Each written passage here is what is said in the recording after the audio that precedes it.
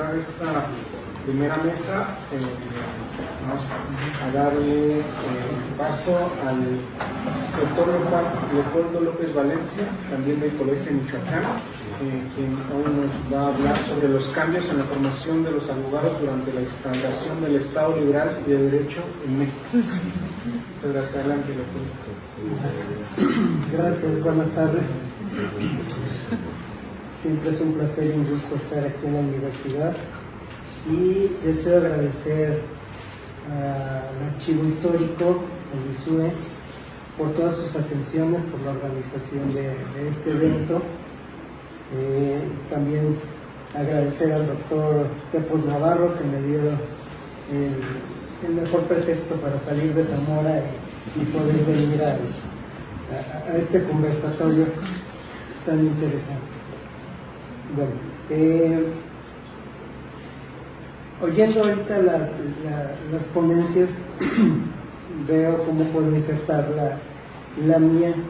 El trabajo que se desarrolla en el archivo es importantísimo en todos los archivos, pero como lo tienen cuidado, como lo tienen diseñado, es importantísimo por los documentos que aquí se conservan, que nos permiten ver una parte fundamental de la cultura de nuestro país, incluso desde antes de que se constituyera como tal. El trabajo de un archivo no es cualquier cosa. Yo dediqué mi verano a estar en un curso sobre archivos. Es apasionante, pero es realmente una disciplina difícil, muy cuidadosa, y sin la que no podríamos comprendernos a nosotros mismos, porque el historiador no tendría forma de realizar sus estudios e interpretación. Entonces, con base en estos documentos que aquí se guardan, podemos revisar cómo es que el complejo fenómeno social, como se hablaba ahorita, que es el derecho, esta actividad que desarrollan los juristas, cuya principal meta es solucionar los conflictos sociales, los conflictos entre las personas, se ha ido empobreciendo paulatinamente, a pesar de los esfuerzos de los profesores y de los alumnos por realizar los mejores estudios, por ofrecer las mejores cátedras, todo en pos de un modelo educativo y que no es propio de México, es propio de todo Occidente, que estimó necesario reducir lo que entendemos por derecho a la simple ley, a la legislación del Estado. Y como ya se habían dado cuenta los juristas de la Edad Media, no solo con la ley, desde Roma, no solo con la ley se pueden resolver los conflictos sociales, es necesario otro tipo de saberes para que podamos accesar a las fórmulas para desarrollar una convivencia más o menos armónica. Siempre va a haber conflictos, pero la tarea de estos profesionales del derecho era eso, saber cómo solucionar estos problemas y no ser unos técnicos de la ley para centrarse en la aplicación de la misma. Como podemos escuchar, los alumnos con deseos de exponer su erudición, de todo el trabajo intelectual que desarrollaban, tuvo que irse por otras vertientes muchas veces porque el derecho no era suficiente. Anteriormente, los abogados tenían que saber historia, tenían que saber lenguas muertas, tenían que saber inglés, francés, alemán, tenían una formación realmente humanista y la desempeñaban en su trabajo diario. Esto ya no lo vemos así y por eso ha ido cambiando. Entonces, pensé que era pertinente hablar de cómo se fue empobreciendo el fenómeno jurídico, y eso se reflejó en los planes de estudio.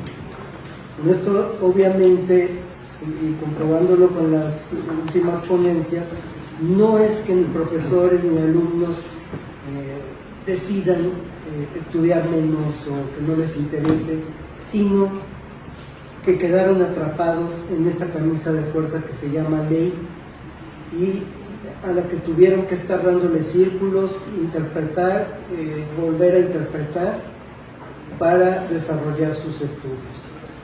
Como es sabido, desde muy temprano, la existencia de la Nueva España, recién instaurada la universidad, se comenzaron a dar las cátedras de Derecho. Las fechas incluso han pasado hasta hoy día, como se comprueba en el Día del Abogado, ¿no? El Día del Abogado, ¿por qué se festeja o se celebra un 12 de julio? Porque ese día se imparte por primera vez la cátedra de instituto. Hay cierta duda sobre si fue el 2 o el 12, pero es con base en eso. A pesar de que antes ya se había iniciado el estudio del derecho canónico, unos días antes, pues no podíamos en un país laico festejar a los abogados con el derecho canónico, ¿no? O sea, escogimos la segunda fecha. Pero, ¿qué estudiaban ellos? Si vemos que estudiaban derecho canónico y derecho romano, vemos que están estudiando los pilares de la tradición jurídica occidental. En ese momento, todos los sistemas jurídicos de los países que pertenecían a la cultura occidental y que América se incorpora a ellos, se basaban en lo que se ha denominado el jus comune, que era un derecho creado por juristas, creado en las universidades, creado para dar solución a los conflictos, pero con base en el derecho romano y en el derecho canónico. Entonces, ¿qué estudiaban al principio en la universidad? En cuanto a los estudios de derecho romano, estudiaban principalmente el análisis de la Instituta de Justiniano. La Instituta es parte del Corpus Juris Civilis y es un texto que está diseñado para la enseñanza de quien va empezando los estudios de derecho.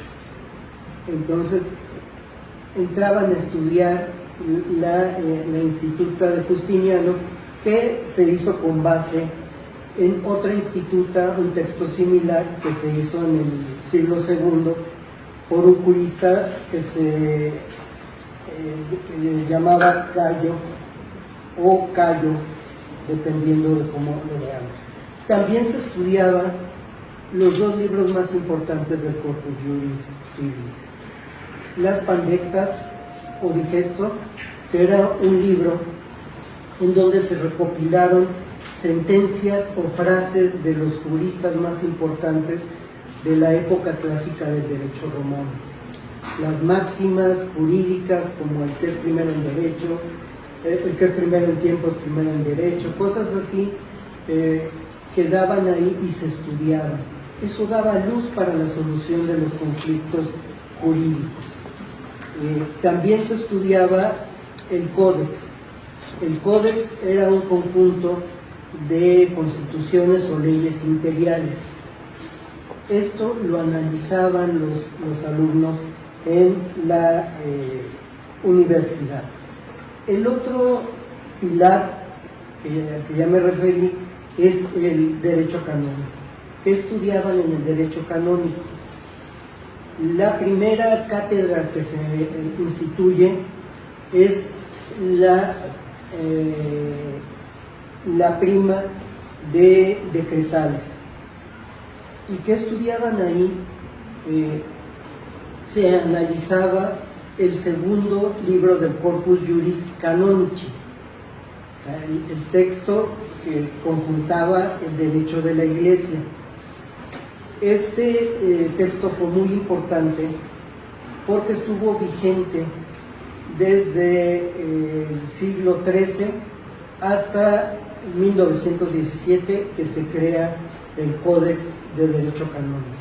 Durante todo ese tiempo estuvo en vigor. Entonces, en México estuvo en vigor para todos los mexicanos, más o menos para mediados, poco más de mediados del siglo XIX, y para la Iglesia mexicana hasta el siglo XX. Y la división que se hizo en varios libros se replicó para otros varios libros de recopilaciones de leyes. Y tenemos, por ejemplo, en concilios mexicanos que lo utilizaron y siguieron la misma estructura que se utilizó para este libro. Este libro se llamó Decretalium Gregori IX. También se le llamó Extravagantium Liber o Liber Extra. Extravagantium Liber quiere decir libro de las extravagantes, de las que vagan fuera. ¿Qué eran las que vagaban fuera? Eran normas que habían quedado fuera de otro texto que fue paradigmático para el derecho canónico, que también se hace en la universidad en Bolonia, que se llamó se le conoce como el Decreto de Graciano, que su nombre completo es Concordia Discordantium Canonum. Era establecer una concordia entre cánones que a veces chocaban entre ellos. Entonces vemos que había unos que estudiaban el decreto de Graciano y otros las decretales. Por eso había decretalistas y decretistas en esta época. Ya para el siglo XVII vemos que en la universidad se empieza a estudiar otro libro del Corpus Juris Canonici, que se le denominó el Liber Sextus, que fue promulgado por el Papa Bonifacio VIII. ¿Y por qué el Liber Sextus? Porque, si recuerdan, el primer libro del que hablé eran 5 libros, este es uno más, es el Liber Sextus. Y por último se incluyó las Clementinas. También fueron decretales de varios papas y se le intentó denominar Liber Septimus, pero al final no quedó así. Se le denominó simplemente como Clementine o las Clementinas. Esto era lo que estudiaban en cuanto a derecho romano y en cuanto a derecho canónico. Tenían que analizar los textos de los corpus, pero además las glosas. ¿Qué eran las glosas? Eran las explicaciones que hacían los más grandes doctores de la época para saber cómo aplicar esas partes del derecho, para saber cómo habían dado solución a conflictos muy difíciles con base en esos textos. Entonces, ¿qué pasaba con estos juristas? Que tenían en su mente que el derecho no era un fenómeno aislado que se hacía en un gabinete de un cuerpo legislativo, sino que se hacía con base principalmente en las costumbres del pueblo, que se recogían por las autoridades y por los juristas y quedaban refundidas en estos estudios. Entonces, para ellos el derecho era plural y el derecho era eminentemente social. No había esta separación entre derecho social entre sociedad y derecho como existe ahora. en que la gente vemos al derecho como algo injusto, como algo alejado a lo que nos puede dar soluciones, ¿no? Esto es lo que ha ido sucediendo. También se incluye en los estudios de la universidad una cátedra que se llama de Justicia et Jure. Esta cátedra no es seguro que se diera en todas las universidades del país, pero aquí se dio y en muchos seminarios debió de impartirse porque se impartía en varias universidades, seminarios de América y de Europa.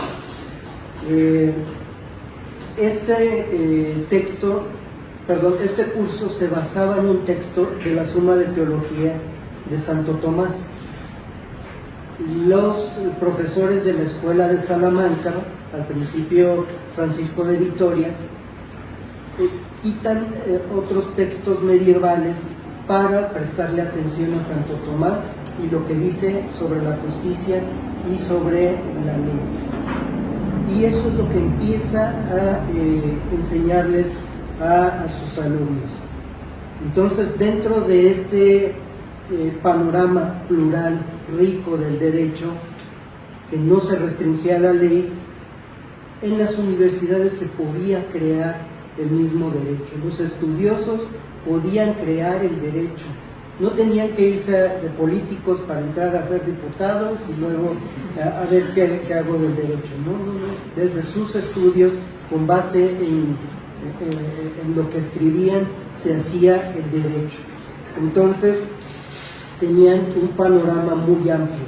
El derecho natural, que lo estimaba Santo Tomás como un reflejo del derecho divino, pero que estaba al alcance de los seres humanos y que con el uso de la razón lo podíamos descubrir. Pero esta era una serie de principios generales.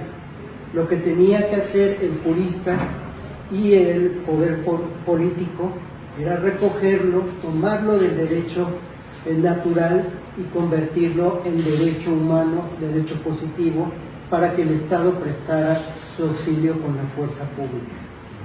Entonces, con base en eso, vean cómo se desarrolla, que se crean disciplinas como el derecho internacional público y que se crea principalmente por los problemas que hay en torno a las discusiones con la justificación o no de la conquista de América. ¿Qué va a decir Francisco de Vitoria, por ejemplo, en torno a la conquista? Recuerden que Francisco de Vitoria era un dominico, era un religioso, y él desde su cátedra dijo: el Papa no tiene facultades para gobernar el mundo, no puede dividir, no es pretexto ni una causa justificada para hacer la guerra el que otros no crean en Dios. Pueden ir a predicar en paz, porque en paz fueron a predicar los discípulos de Cristo, así que no hay causa justificada para la conquista que se hizo. Esto lo hablaban libremente a principios de la Edad Moderna en la Universidad de Salamanca, y con base en ello se crea el derecho natural y de gentes, que va a ser el antecedente inmediato del derecho internacional público. Esto va a motivar que se desligue la teología del derecho. Estos señores eran teólogos, y era lo que les decía hace un rato. El derecho no es como nos llegó a decir Hans Kelsen, y que todavía se estudia en las facultades de Derecho, que solo hay que estudiar la ley y todo lo demás es extrajurídico o metajurídico y no le interesa al derecho. No. Estos pudieron dar estas soluciones porque eran filósofos, conocían la filosofía griega, conocían la teología, le podían decir al Papa cuándo tenía razón y cuándo no, porque sabían. No sabían, si hubieran sido juristas nada más, no hubieran podido dar estas soluciones ni crear estas nuevas disciplinas que se fueron desarrollando. El derecho canónico tiene entonces que ir creciendo, pero va a empezar a ser atacado también por los estados que van naciendo. Entonces, lo que hace la teología moral es comenzar a estudiar, desde la teología moral, comenzar a estudiar el derecho patrio de los diferentes estados.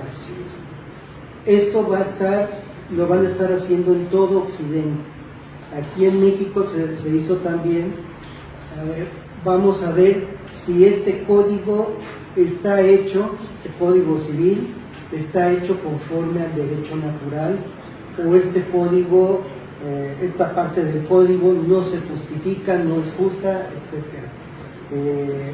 No se peleaban ya tanto con que si iba en contra o a favor de la religión, sino sobre su justicia, porque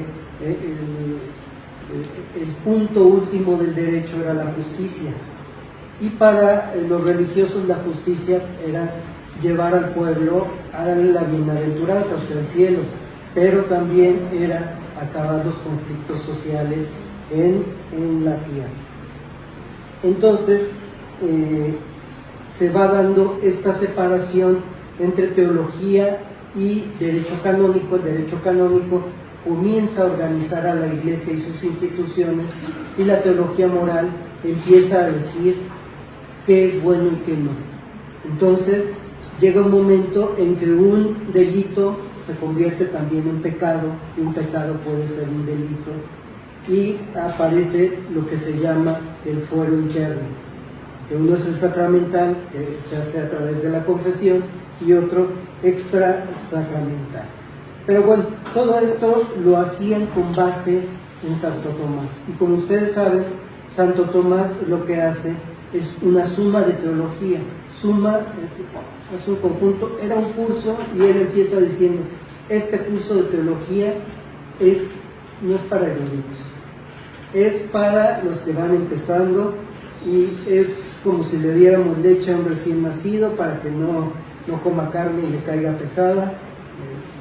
Claro, la Suma Teológica pues es una obra monumental que abreva del conocimiento romano, pero principalmente del griego.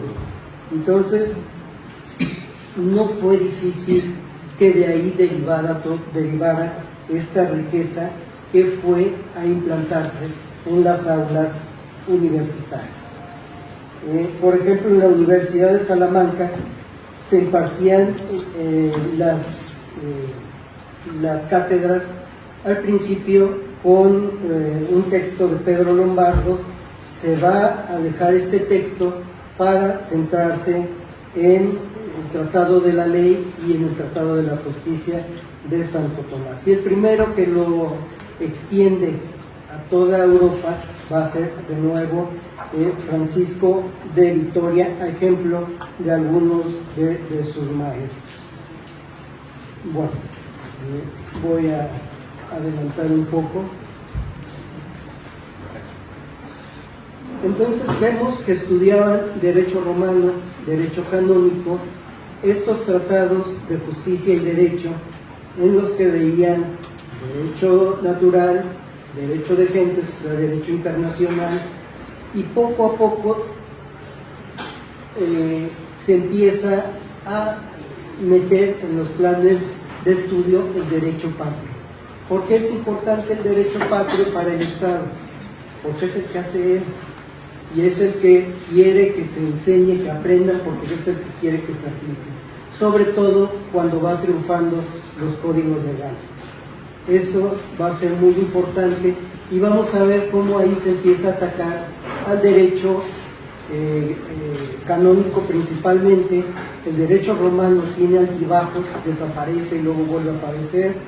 El derecho natural persiste porque es la base del racionalismo que propone a los códigos legales. Entonces, con base en ello, pues todo el mundo estaba de acuerdo que si teníamos unos buenos códigos legales, íbamos a tener una sociedad buena, justa y feliz, que era lo importante, y así era la propaganda, ¿no? Se iba a alcanzar la felicidad a través de la buena ley. Ya en 1800 33 vemos que en los planes de estudio se incluía 2 cátedras de latinidad, una de ética, derecho natural y de gentes, como les decía, derecho político constitucional, ya era la Constitución lo importante, y derecho patrio, dividido en 2 cátedras. Se queda el derecho romano y el canónico hasta que en el 67 va a haber una reforma y en lugar de canónico va a estar el eclesiástico, que podríamos decir que es lo mismo, pero no, ya en este momento ya el eclesiástico y hasta la fecha es la normatividad del Estado aplicada a la Iglesia, aunque todavía se veían ciertas cuestiones relacionadas con el corpus juris canonici. Vamos viendo que ya para finales de siglo, con el porfiriato ya en su bien consolidado, con los códigos ya vigentes en todo el país, se va a imponer una ideología que viene de Francia, que es la escuela del exégesis. Ya no vamos a estudiar el derecho. Hay un profesor francés que dice: yo no estudio derecho, yo no enseño derecho civil, yo enseño código. Esto quiere decir mucho. Yo ya no enseño ni derecho romano, ni derecho natural, ni todas esas cosas. Yo enseño lo que dice el código. Y a eso se va centrando el estudio del derecho. Y hasta la fecha, yo en mis cursos de licenciatura tuve profesores donde decía: artículo 1 del derecho del Código Civil, lo transcribía y apréndanse. Artículo 2, y así nos íbamos. Entonces era tratar de aprender y de interpretar lo más literalmente posible este derecho. Entonces vamos viendo que se empobrece el fenómeno jurídico, se le impone a los profesores, se le impone a los alumnos, y no va a ser sino hasta hace pocas décadas donde se empieza otra vez a abrir la puerta a nuevas fuentes de derecho, como es el reconocimiento a ciertas costumbres de los pueblos originarios como derecho, a estudiar el derecho que emana del arbitraje internacional público y privado, del derecho internacional público principalmente también.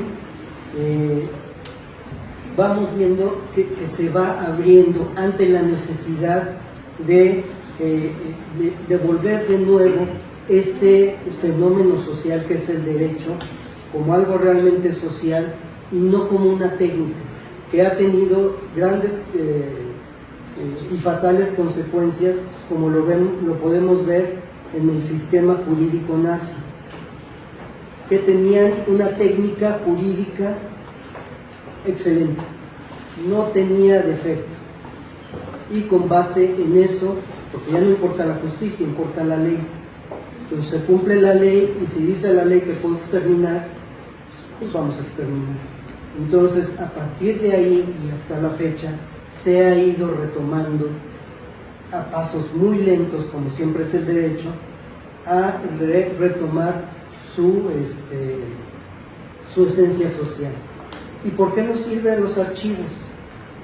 Porque a través de eso podemos analizar precisamente cuál era la riqueza social de este derecho, cómo se fue empobreciendo, no por culpa de la universidad, sino la universidad le había dado esa riqueza, y cuando los estudiosos lo vuelven a retomar, vuelve a alcanzar esta riqueza en la que vamos poco a poco entrando nuevamente, y esperemos que así suceda.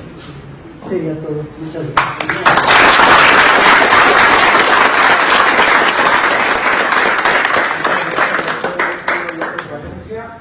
Con esto concluimos la primera mesa. Por cuestiones de tiempo, porque tenemos a las 2 la inauguración en el otro edificio de la exposición, entonces lo que hacemos es cambiar a los ponentes para darle paso a la segunda mesa, y si sobra tiempo, pues hacemos una ronda de preguntas y respuestas. Muchas gracias.